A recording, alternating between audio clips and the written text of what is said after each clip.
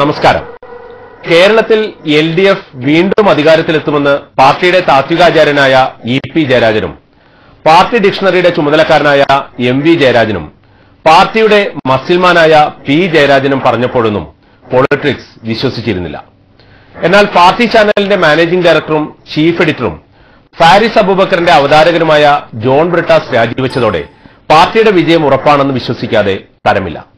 അച്ചുമാൻ വീണ്ടും അധികാരത്തിലെത്തിയാൽ എന്തായാലും ജോൺ ബ്രിട്ടാസ് രാജിവെക്കേണ്ടി വരുമെന്ന് അറിയാത്തവർ മലയാള നാട്ടിൽ ആരുണ്ട്? ചാനൽ പ്രവർത്തകർക്ക് വാചകമടി മാത്രം പോരാ, ദീർഘവീക്ഷണവും വേണമെന്ന് UDF-നെ കാത്ത് ജയ്ഹിന്ദ് ചാനലിലേക്ക് ചേക്കേറിയ താടിവെച്ച മീഡിയ ഗുരു പണ്ടേ പറഞ്ഞു വെച്ചിട്ടുള്ളതാണല്ലോ. ഏവർക്കും ഒരിക്കൽ കൂടി സ്വാഗതം. പൊട്ടിക്കരഞ്ഞുകൊണ്ട് ഹരിപ്പാട്ടുകാരുടെ ഓമനയായി മാറിയ രമേശ് ചെന്നിത്തലയുടെ വോട്ടുപെട്ടി പൊട്ടിക്കുമ്പോൾ ആര് കരയുമെന്ന് പ്രവചിക്കാനാവില്ലെങ്കിലും ചെന്നിത്തല എട്ടും പൊട്ടും തിരിയാത്ത ഹിന്ദി പറഞ്ഞ് പശ്ചിമബംഗാളിലെ വോട്ടർമാരെ പൊട്ടിച്ചിരിപ്പിക്കുകയാണ്. അവിടെ ആരൊക്കെ കരയേണ്ടി വരുമെന്ന് കാത്തിരുന്ന് കാണേണ്ടി വരും. ഇത് കാണുമ്പോൾ രാമചന്ദ്രൻ മാഷ് കോൺഗ്രസിനെ കുറിച്ച് പറഞ്ഞ ആവലാതി കേൾക്കാതിരിക്കാൻ ആർക്കാണാവുക?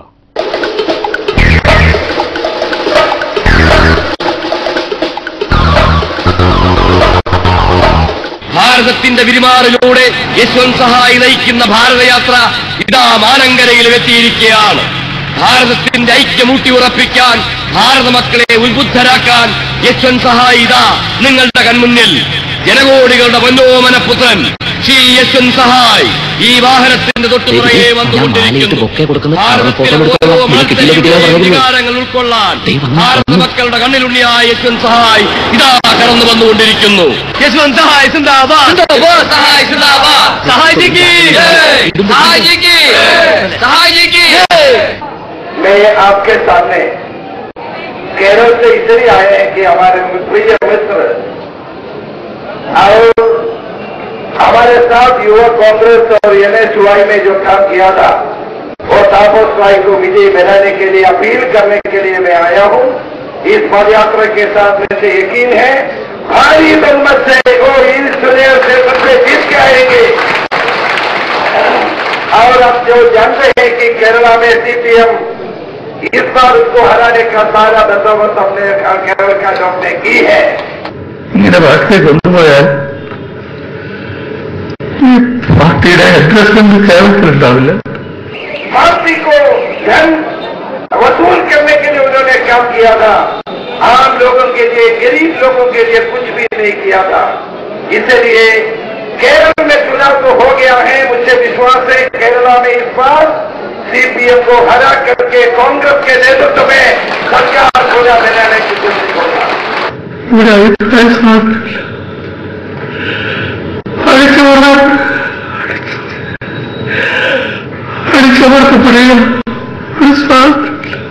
मुझे विश्वास है कांग्रेस, तृणमूल कांग्रेस के नेतृत्व में सरकार बंगाल में बनेंगे और पिछले 34 ईयर की CPM ने जो काम किया था उसको बदला देंगे.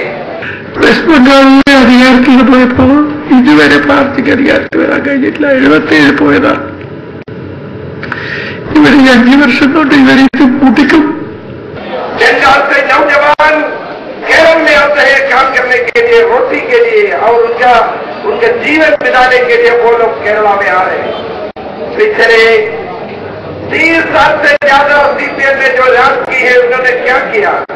എല്ലാവരെയും ഒതുക്കി നിർത്തുകയാണ്. എത്രയോ ആളുകൾ, ആയിരക്കണക്കിന് ആളുകൾ ഈ പാർട്ടിയിലെ അഭിപ്രായക്കാരുണ്ട്. പക്ഷേ പാർട്ടിയിൽ നിന്ന് പുറത്തു പോകുന്നത് അവർ പറയാം.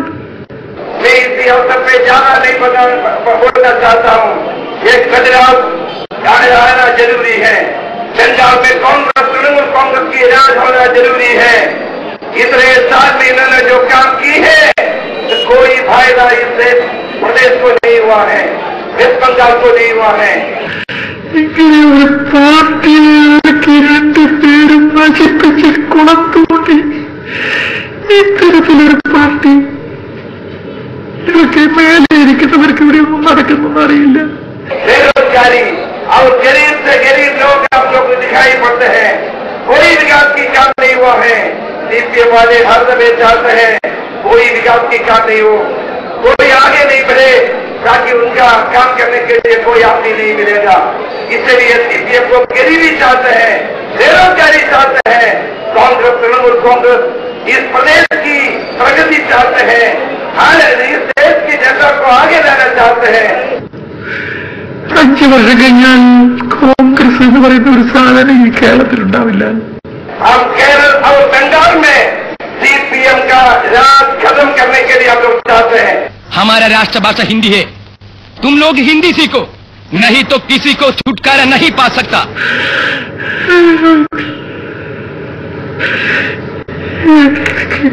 संपूर्ण चाचरदा बंदर का बच्चे।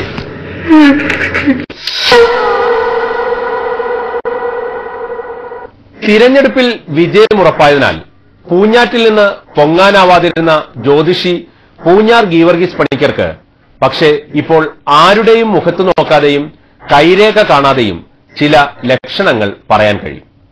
മലമ്പുഴയിലെ ഫലവും കേരളത്തിലെ ഭരണവും ഒന്നും ഗീവർഗീസ് പണിക്കരെ കുഴക്കുന്നില്ല. കേരളത്തിൽ ആരൊക്കെ മന്ത്രിയാകും എന്ന് ചോദിച്ചാലും ഉത്തരം റെഡി. ചോദ്യം ചോദിക്കുന്നവർക്ക് ചോദ്യം മുട്ടുന്നതല്ലാതെ പണിക്കർക്ക് ഉത്തരം മുട്ടുന്ന പ്രശ്നമേയില്ല.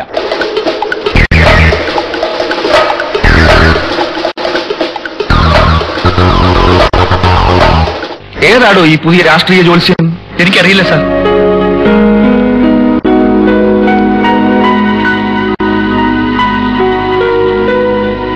സോറി, ഒരു ദിവസം 25 പേരെ കണ്ടാൽ മതി എന്ന് അദ്ദേഹത്തിന്റെ നിർദ്ദേശം. അത് കഴിഞ്ഞു. നാളത്തേക്കുള്ള ടോക്കൺ വന്നിട്ട് നാളെ എത്ര മണിക്ക് വരണം? നാളെ 7 മണി മുതൽ ഇവിടെ ഭൂതം ഭാവി വർത്തമാനം പറയൂ. ഞാൻ പറഞ്ഞതിൽ ഒരു മാറ്റവും ഒരിടത്തും വരാറില്ല. കേരളത്തിൽ ഏറ്റവും വലിയ ഭൂരിപക്ഷം വരാൻ പോകുന്നത് കേരളത്തിലെ ഭാവി മുഖ്യമന്ത്രിയാണ്. ഒരു സംശയം വേണ്ട. പുതുപ്പള്ളി, ഒരു സംശയം വേണ്ട. കോട്ടയം ജില്ലയിലെ വിധി എന്താകും? 9 out of 9. കുറച്ചുകൂടി വിശദമാക്കാമോ? അതായത് ഇടതുപക്ഷ നേതാക്കന്മാർ പറയുന്നത് 7-2. ആ രണ്ടിലൊന്ന് വൈക്കവും ഒന്ന് ഏറ്റുമാനൂരുമാണ്. ഏറ്റുമാനൂർ യാതൊരു സംശയമില്ല, ഒരു 4000 വോട്ട് ഭൂരിപക്ഷം മിനിമം ചഴി കളഞ്ഞി. വൈക്കം ഞാൻ കണക്കുകൂട്ടിയപ്പോ ഏത് കണക്കുകൂട്ടിയിട്ടും ഇങ്ങോട്ട് വിജയിക്കാനുള്ള സാധ്യത. അതുകൊണ്ടാണ് ഞാനത് പറയുന്നത്, അല്ല ചുമ്മാ ഒരു പൊട്ടപ്പാട്ടിനടിക്കുന്നതല്ല. വടക്കൻ ജില്ലകളിൽ കേരള കോൺഗ്രസിന്റെ സ്ഥിതി എന്താകും? ആ പിള്ളേരൊക്കെ ഒരു ആത്മാർത്ഥമായി ഫൈറ്റ് ചെയ്തിട്ടുണ്ട്. വളരെ ആത്മാർത്ഥമായ ഫൈറ്റായിരുന്നു. ആ ഫൈറ്റിൽ പേരാമ്പ്ര വേണമെന്ന് ജയിക്കാമെന്നാണ് പറയുന്നത്. ബാക്കി രണ്ടും ജയിക്കുമെന്ന് പറയാൻ മാത്രമുള്ള മഠയത്തിൽ ഞാൻ കാണിക്കാം. മലമ്പുഴയിൽ ആര് ജയിക്കും? നിന്നയിലെ ഏറ്റവും പ്രായമുള്ള ആൾ ജയിക്കും. കേരളത്തിൽ VS ഫാക്ടർ ഉണ്ടോ? VS ഫാക്ടർ ഒന്നും ഇല്ലെന്നേ. ആ ഒരു കേട്ടോ രസം, അച്യുതാനന്ദനെ കാണാൻ മേലാത്ത MA ദേവി, സുധാകരൻ ഇച്ചിരി പേരാണോ, EP ജയരാജനും ഒക്കെ ഇളമരക്കിരി അച്യുതാനന്ദൻ പറഞ്ഞാൽ ഛർദ്ദിക്കുക. ഈ കക്ഷികളെല്ലാം അച്യുതാനന്ദൻ പൊക്കെ പടവും വെച്ചോണ്ടാ വോട്ടുപിടുത്തം കഴിഞ്ഞപ്പം ഇപ്പൊ തുടങ്ങിയിരിക്കുക. അച്യുതാനന്ദന്റെ പടം വെച്ച തെറ്റായി പോയി. നാണം വേണ്ട ഇവർക്ക്, നാണം. പിണറായി വിജയൻ ഒരു കൊട്ടുപൊടിയുണ്ട്, നമ്മുടെ ലോറൻസ് എന്ന് പറഞ്ഞൊരു കൊട്ടുപൊടി. ലോറൻസ് കൊട്ടുപൊടിയായിട്ട് ഉപയോഗിക്കുക. ഇപ്പോൾ വല്ലപ്പോഴും കൊട്ടാൻ. എനിക്ക് ഒരൊറ്റ അപേക്ഷയുള്ള മാർക്സിസ്റ്റ് പാർട്ടിയുടെ പോളിറ്റ് ബ്യൂറോ പറയാൻ കാണുന്നതെന്നറിയോ? Politburo VS Achuthanandan politburo പ്രായിരുന്നപ്പം കണ്ണൂർ ജില്ലാ സെക്രട്ടറി ആയിരുന്ന നമ്മുടെ പിണറായി വിജയൻ ഇപ്പൊ പോളിറ്റ് ബ്യൂറോയിലും അച്യുതാനന്ദൻ സെൻട്രൽ കമ്മിറ്റി തരത്താക്കിയിരിക്കുക. ഒരു ഉപകാരം ചെയ്യണം, പ്രതിപക്ഷ നേതാവായിട്ട് അങ്ങനെ വെച്ചില്ല, എനിക്ക് കരച്ചിൽ വരും. വിനയത്തോട് അപേക്ഷയാണ്. പൂഞ്ഞാറിൽ എന്ത് സംഭവിക്കും? 100% വിജയമുണ്ടാവും. UDFന് കേരളത്തിൽ എത്ര സീറ്റ് ലഭിക്കും? Between 83 and 87. UDF മന്ത്രിസഭയിൽ ആരൊക്കെ ഉണ്ടാവും? അതൊക്കെ എങ്ങനെയെങ്കിലും ഉമ്മൻചാണ്ടി, കുഞ്ഞാലിക്കുട്ടി, രമേശൻ, മാണി സാറും കൂടെ അത് വീതിച്ചോളും. നിങ്ങൾ വിഷമിക്കല്ല. ഒരു ജ്യോത്സ്യനായിട്ട് പ്രശസ്തനാകാനായിരിക്കും വിധി. തിരഞ്ഞെടുപ്പ് ഫലം വരുമ്പോൾ പണിക്കന്റെ പണി കൊള്ളാം, നാളെ മുതൽ പണിയേണ്ടതില്ല എന്ന് പറയേണ്ടി വരുമോ എന്ന് മാത്രമേ ഇനി അറിയാനുള്ളൂ.